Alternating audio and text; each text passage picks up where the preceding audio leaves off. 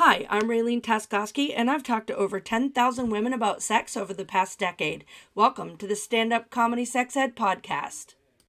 Welcome to Stand Up Comedy Sex Ed. It's where you can get questions answered like, how long does it take the average man to orgasm? and, How long does it take the average woman to orgasm? and also, why is it so hot in here? audiences agree it's brilliantly funny. Raylene makes sex ed fun.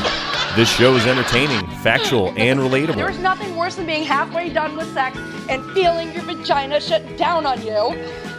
You've got to see Stand Up Comedy Sex Ed. I am ready to go do that comedy show. Hey everybody, welcome to the Stand Up Comedy Sex Ed podcast hosted by Raylene Taskoski and some other guests. And today's guest is Lindsay Michelle, and she has a blog called Sex Ed with Lindsay. So hi, Lindsay. Welcome to the show. Hi. Thank you so much for having me. So tell me a little bit about your blog. Yeah. So I started this blog a little over a year ago, and I saw a need for sex education, but didn't exactly know yet how to provide, that kind of outlet and service for folks who want to learn more, especially adults who didn't get sex ed or adequate sex ed in their primary school years. So I started a blog that focuses on sexual health and wellness and education. And I have a corresponding Instagram that I post product reviews. I post, educational edits and collaborations with other sex educators. So that's just kind of my main focus. And I'm currently getting a master's degree in Human Sexuality, a Master of Education. So that's kind of how I'm taking my sex ed like more legit, I would say. More seriously. Yeah. As opposed to me, who's basically working on a certificate that says I know a little bit about a penis and a little bit about a vagina.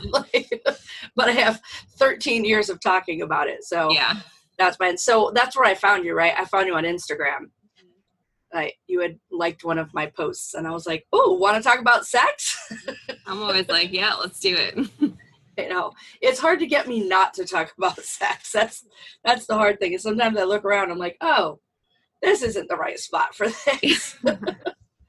But you asked, so here we are.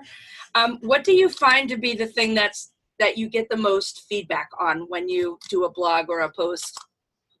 Is there any specific topic that really resonates with people? Yeah, I think at least for my followers, I get a lot of questions and I get a lot of feedback on my posts that are LGBTQ plus related. As somebody who's pansexual, I can offer kind of like a different view and a little bit of different experience in regards to that. So I post a lot of LGBTQ educational edits and blog posts. And also, whenever I do something on like woman, that when I say woman, I mean all women, empowerment and, reclaiming that, I also get a lot of good feedback on that as well. Well, that's good. What's your favorite topic to teach on? So recently, I've really been liking teaching about pleasure. That's my favorite subject. Yeah. And I have been really liking talking about how women can experience all the different types of sexual pleasure that, one can enjoy in this life. And I think since it wasn't taught at all in any schooling or any sort of schooling or educational system, that I think it's really important for women to learn and to understand their own like sexual pleasure, so they don't need to rely on anybody else for it. Holla. I'm all about that. I was thinking about this story earlier when my oldest daughter had been caught, let's just say in flagrante. Is that a word? Is that the word? With a partner when she was in high school, and her stepmom and dad were not keen on the whole thing that was going on and sent her to live with me because I lived in Florida and they lived in Tennessee. And so I just remember asking her, I'm like, well, did you get yours first? And she's like, yeah. And I'm like, cool, enough said. Like that was, I mean, you're in high school. I don't know why they thought you wouldn't be experimenting in high school. Like, but that was my question. I'm like, did you get yours first? Because I would hate that, you know, you were performing without receiving. Absolutely. So much of sex is performative. It's ridiculous. I had a conversation with some of my youngest daughter's friends the other day, and one of them, she was asking the question, how do I know when I'm doing it right? She's like, I want to make sure I'm performing right. And I said, well, that's where you're making your first mistake. You're not supposed to be performing. You're supposed to be enjoying. And if you're spending all your time trying to make sure that, you know, your partner's having a great time, where's you? Like, it's okay to be selfish. Exactly. And that just, they were stunned. They were like, nobody had ever told them. It's about you. It's so funny. I recently did a course with a brand called Izzy Community, and it was about sex and mindfulness and how, you know, you can intertwine the two and have a better sexual experience, you know, especially with women. We're in our own heads. We're focusing on performative sex, which is just a huge detriment in general to like sex. Do I look fat right now? Yes. Exactly. Do I smell? Yeah. Oh my God, they're going down. Yeah. What do I do? Yeah, exactly. Yeah. That's why I'm a big fan of long-term relationships. Like I deal with that at some point anymore. Right. You're just like, you know, well, you just saw me working in the garden, so you know I smell. So good luck. Yeah, exactly. Like, yeah, I'm sweating, you know, like pushing off massive pheromones right now. Obviously you want to get some. So how long have you had your blog? I've only had it for like a little over a year, actually. It was like another name, and then I changed it. I've changed it up a few times, but this time it's like legitimately sticking. Yeah. So a little over a year. Stupidly changed my name to Stand-Up Comedy Sex Ed, and then started another speaking area where I talk to colleges and networking groups, et cetera, that has really nothing to do with comedy. And so now it's like, I don't want to change it again. Yeah. But I feel a little dumb. So I just got a link tree and I just put everything there. And you can have a separate page for that too, if you want, you know, or I've seen so many different ways of it. But you know what? It's all about the people, you know, that I only have like 1,000, you know, like I'm not like a huge influencer or something, but I don't want to start over by zero again. Yeah, absolutely. Too long. It's especially now on Instagram, especially there being like so many restrictions on sex educators. It's just ridiculous. And it's hard to grow a following because you can't post ads. Like I just tried to post an ad about like this free e-guide that I created a little while ago, and it got denied because like they don't promote any sort of like sex industry, and even if it's just a self-love workbook which I created, that's bullshit, because they've got a whole entire number of half-naked people pushing people to their OnlyFans accounts through Instagram, but we can't talk about proper sexual health. And Instagram. And like it's like the half naked, like quote unquote, what seems seemingly appropriate, like bikini pictures, but you know, like for those like mega influencers, but anybody else can't post about it. And it's just so much censorship. I hate it, but it's like a necessary evil because Instagram has helped me grow a lot, but I also hate the platform and like the people who run it. Like I have a Facebook group for the Stand-Up Comedy Sex Ed podcast, and I have a speaker page, but my Stand-Up Comedy Sex Ed page is, my friends call me Ray Ray because they wouldn't let me have the word sex ed in it. Mm-hmm. And I was like, what? Yeah. Keeping the world safe from healthy sex. Good job, Facebook. Exactly. Great job, Facebook. Yeah, literally my page on Facebook too, like my associate page is SE with Lindsay, like instead of sex ed, because I couldn't say the word sex. Yeah. In the page. Yeah. So it's so stupid. I get so annoyed with Facebook as a platform, and I get so annoyed with Instagram as a platform, and I'm like, yeah, but we don't have any place else. So until somebody else is going to make one, well, I guess we're stuck with it. Yeah. I guess it's better than nothing. Yeah, it has been a good way for people to like educate others. You know, I've seen so many like sex ed accounts recently been like just like new and posting, and it's good that like the community is getting out there and everything, but it's also bad if Instagram's going to continue to censor it. Right.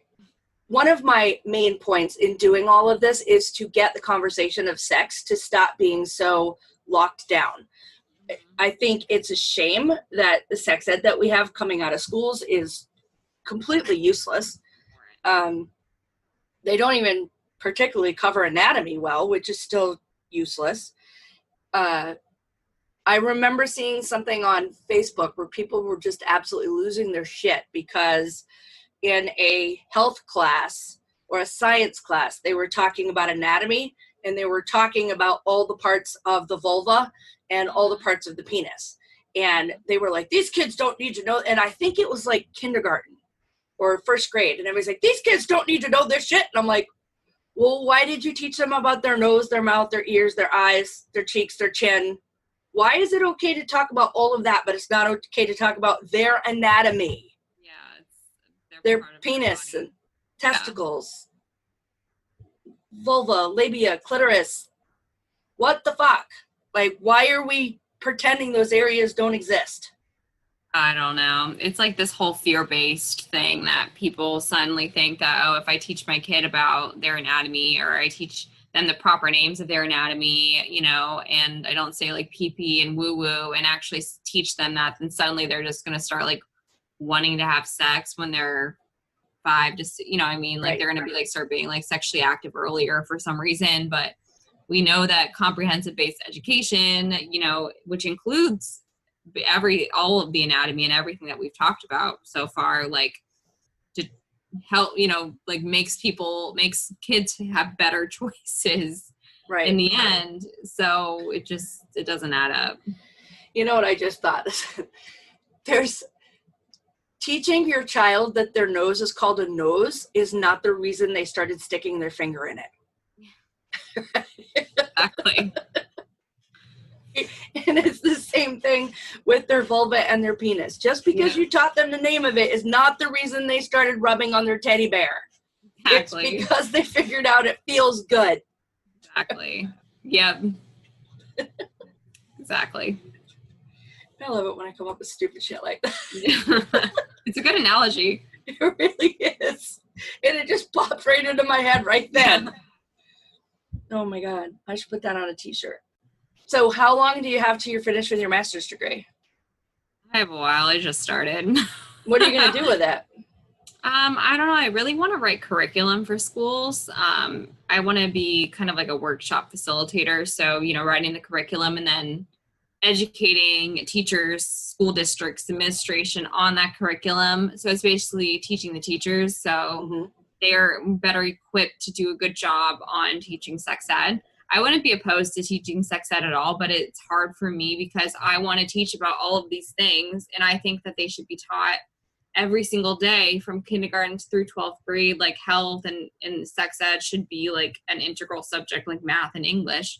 But, you know, like realistically, you know, that's not quite possible to do yet. So, you know, I want to be kind of like the behind the scenes part of it, writing the curriculum and then educating the teachers. So, you know, they don't even feel just like uncomfortable with the material, and they're able to have, you know, some sort of comfort and, you know, like ability to teach it well, because, you know, we know that so many sex ed teachers are not really sex ed teachers. Like they're not qualified. They just get thrown into the ring and they're embarrassed, and they're bringing their own personal judgments and I can't remember the names of things. Their own personal biases. Thank you. There's the word. They're bringing that into the conversation, and it's not helping. I had a conversation the other day. I think it's probably going to be the podcast right before this one. And she is a lesbian, and her teacher not only didn't cover anything to do with women's sexual health at all, you know, like his personal, he said things like, you know, sometimes your woman just looks ugly and fat and you still have to have sex with her. And I was like, you need to call him out. I said, don't call him out by name, but say what year you went to school, what school you went to, and how long ago it was. Because they need to know that that guy should not be teaching sex ed. Teaching in general, probably. But there's, like, I think it would be helpful if they had someone like you or like me or someone who's completely comfortable talking about sex just come in and do the conversation. So yeah, there's, exactly. you know, it would be great if you could find teachers that are completely comfortable, but it's more like somebody like us who've been talking about it for a while where we don't get squeamish. It's very matter of fact. And I think if you've ever heard somebody say something with such conviction that you had to go back and listen to your own mind and say, okay, well, where did I get this thought pattern? Because that person's thought pattern is so different from mine and they're very confident in it. So where did they get that? Yeah. Right? So to have somebody come in and say, you know, here's the thing, here's the sex, here's the, you know, the genitalia for this type and the genitalia from this type, and it will vary from person to person. And, you know, there's all of these different ways that you can love, and it's supposed to be about pleasure, and part of it is about procreation, but let's face it, most of it's about pleasure. Yeah, and have a person just come in and just be that voice where a kid or even some grown-ups can be like, oh, that's okay. Yeah, exactly. Because I see that at my parties. When I do the parties, there's women and they come in and they're just like, they're terrified. They don't know what I'm going to do, what I'm going to say. And like, oh my God, she's going to hit me with a dildo. And then I go through and I just literally be like, here's arousal and here's how this works. And here's a product for this. And there's this thing. And does this ever happen to you? And they're like, oh my God, it totally does. And at the end, they're like, I had no idea. And I was like, yeah. That's why I have these conversations. Exactly. And it's sad that the fact there, you know, are like women who, you know, are older who don't necessarily even know these types of issues as well that are really extremely important because, you know, I got into sex ed because sex affects every single person, you know, in any way, like in every single way, regardless of anything. So it's like the most commonality I think human beings can have. Right. We all got here because two other people had sex. Yeah. And, you know, whether you do have like romantic or sexual attraction or whether you do not, or whether you're, you know, discussing about your gender identity or your sexuality, it's all part of everybody. It's everybody goes through those issues, goes through those conversations. So, you know, it's really a universal subject. And that's why I don't get why it's just so taboo. Right. Well, I can tell you why. Church and porn. Yeah. It is. I think it's the main message through all of my podcasts so far. It's church and porn. They have fucked up sex. That's true. Absolutely. One is repressed and one is like overstimulated. Right. But one, you know, and both sides damage. Yeah, absolutely. And both sides give a bad message. Absolutely. And it winds up hurting the people in between. So I just like having a conversation because you can only learn things by having conversations with people. Mm-hmm. So that's why I do what I do. Mm-hmm. So you got any funny sex stories? Let me, oh man, I wasn't prepared for this. So I might have to think a little bit. No, it's okay. I actually had sex in an elevator once in Italy, and I think we damaged it. Yeah, that was a fun time. It was at a hostel, and elevators in Europe, I don't know, you know, are extremely small. Yeah, they are. They're extremely small, so it definitely didn't help, you know, like what we were doing in there. It was like moving and shaking things around. Did you like lock it so it wasn't moving, or did you try and get it on between first floor and 10th floor or whatever? No, I was definitely drunk, so I did not do that. And then I the don't- same night it continued, and then we got caught in like a group hostel bed, you know how you have like it's like a group room where there's like just like a bunch of bunk beds. Yeah. Yeah, somebody definitely turned on the lights and caught us. Well, I'm sure they heard you before. Yeah, It doesn't matter how quiet you try to be. If somebody else is in the room with you, they can hear the breathing. they know. I know. Yeah. And if you're in a hostel bed, it was probably squeaking. I do like to, I should just prepare people that I'm probably going to ask for a funny sex story. It doesn't even have to be yours. It could be somebody else's. That's true. Just the first thing that popped in my head for some reason. Yeah. I can't even think. I mean, for me, the only time, farting during sex has got to be the most hysterical thing ever. And for the person who farted, probably not for the other person. Yeah. Because they're stunned. It's like, it's also just like a natural part of life too and everything. And like, whenever I hear about that and like, they like stop is what bothers me the most. I'm just like, why are you stopping? Who gives a shit? Just keep going. You've already pushed all the air out. Keep going. Yeah. That's how I always feel about it. But the problem with me is I start laughing. And when I laugh, it kind of pushes him out. It's worse. Yeah. And I'm just like, get in there, finish. I'm not going to stop laughing. Yeah, exactly. You got to finish the job. You knew what you signed up for, basically. Exactly. Like, you're the one who like, it's so stupid too. Cause if I'm going to have a gassy night, my stomach's going to make noise. And so if you hear my stomach making noise and you still reach over and you're just like, want to have sex, I'm like, all right. Yeah, exactly. I'm like, you gotta put that on yourself. You know, especially if you're like very comfortable with your partner, Do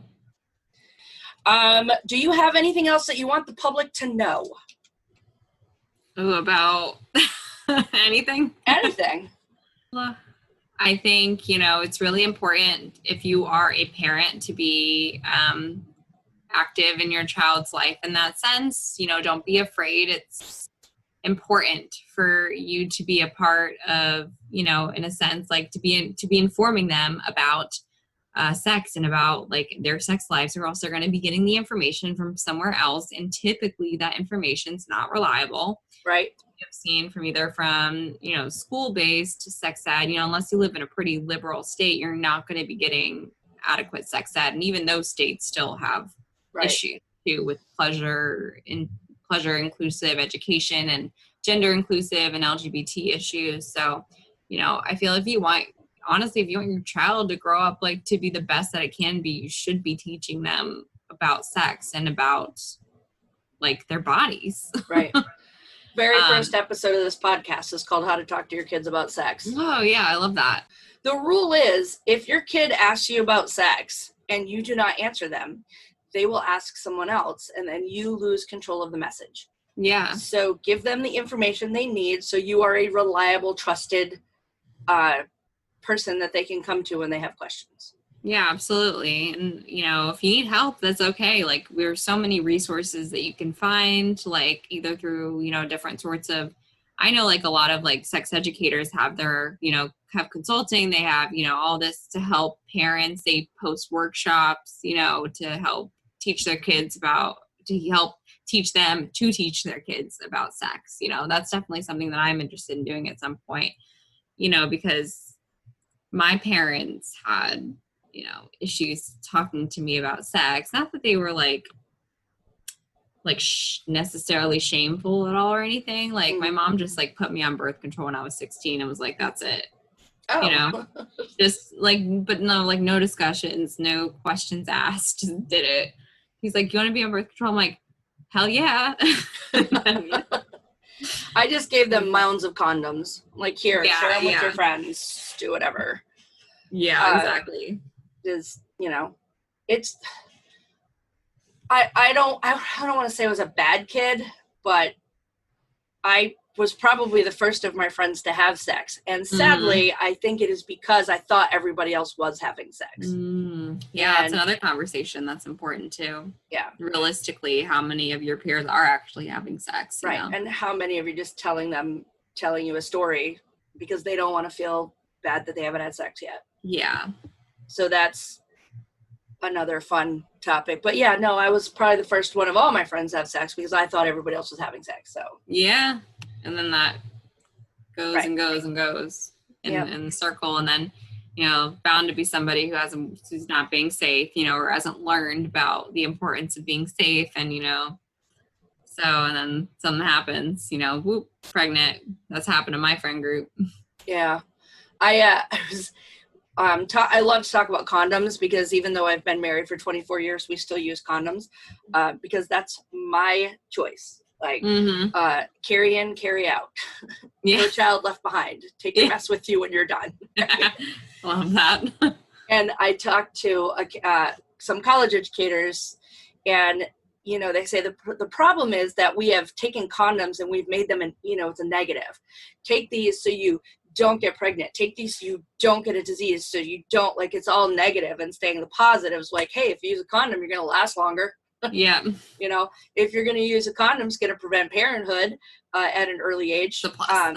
Yeah. But then you get the girls, and I get a lot of teenage girls, and they say, well, my boyfriend won't have sex with me if he has to wear a condom. And I'm like, well, first of all, sister, you have not realized who is the powerful person in this relationship. It is you. Yeah. Rule is, you don't put on a condom, you don't get inside my body. Boom. All right. Well, what if you won't have sex with me? So go masturbate. Matter of fact, masturbate right the fuck in front of him. and then he's gonna be like, okay, I'll wear 2 condoms and put on a pretty pink bow, whatever you want to do. You have all of the control there in that situation. And then the other way is when they say that they don't want to wear a condom, then when you're making out and he's about to go inside of you, whisper in his ear, what should we name the baby? Yeah. Oh, that's definitely a turn off. If he's still able to keep it up after that conversation, then absolutely. And it's about, like, it's hard subject too, because girls definitely need to be taught that, like, in their sex education classes, to, you know, have that their body is their own and they have bodily autonomy, and if they don't want to do anything they're uncomfortable with, they don't have to. And men also need to learn, boys, to not put pressure on whoever they're having sex with, you know, right. In order, you know, to, like, be manipulative and everything like that. There's so many different things. Yeah, I saw a meme on Facebook the other day that was, meme, I guess, just means a picture with words on it, right? It doesn't necessarily have to be a funny thing. God, I'm so old. Yeah. And it basically said how many women out there said no, but then he persisted until you just finally gave in. And I was like, are there any women out there that haven't done that? Mm-hmm. And I sometimes, like, in my comedy show, I say, you know, like, men are, the word is not impulsive, but women are reactive. And so it doesn't take a long time for a guy to get aroused. They just have a thought and they're aroused. Whereas women, we are reactive. We have to be turned on. So it's not, and so I say, so how many times has your partner reached over and poked you and you're like, no, I'm not interested. But then, you know, we did this, and this, and then you're done and you've had an orgasm. You're like, oh, that was a great idea. Glad you thought of it. But there's a difference between that and somebody going, please, I'm going to get blue balls. I can't believe you're a sex tease. Like, there's a difference. Mm-hmm. Absolutely. So that's why I like to have the conversations, because then we can talk. Yeah, it's definitely necessary. Yeah. All right. So I always end my podcast. Well, I say always, but I'm about to run out of questions, so it's not going to be always. I have this game. It is called Things They Don't Teach You in School, a crazy mix of fun facts, random trivia, and totally useless knowledge. I got this to do Q&A at the wineries that we like to go to, and I realized that there was a lot of questions about sex. So the crazy weird sex question of the week is, why is it called a G-spot? It was named after the guy who discovered it. Right. I forgot his name. It was Ernest like Grafenberg. Yeah. Thanks, Ernie, for locating that. That was a trivia question too, and another sex ed trivia thing I did, and I didn't get it because I just like could not remember that name. Yeah, Grafenberg. No wonder they shortened it. Yeah, well, I mean, Not be it was sexy originally at all. called the Grafenberg spot. Yeah. And then everybody was like, "Nah, we're just going with the G spot." Yeah, I mean, how unsexy that is. That sounds Right.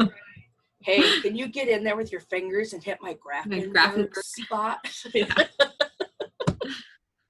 All right. So, Lindsay, how can people find you? You can find me through Instagram mainly. My Instagram handle is @sexedwithlindsay. That's LINDSAY. And my website is also sexedwithlindsay.com. And then on Facebook, you're SE with Lindsay, right? Yeah, bullshit. I don't even use Facebook really like for that. Like Instagram's where it's at for me. Yeah. I'm old, so I'm still on Facebook. Instagram is new for me. So you can find me on Instagram at Stand Up Comedy Sex Ed. You can go to my website, standupcomedysexed.com. And I have set up a Facebook group just for this podcast, so you can participate in polls, ask questions, politely share an alternate point of view, and generally let us know what you think of this episode and any other episodes. So search Stand Up Comedy Sex Ed podcast on Facebook.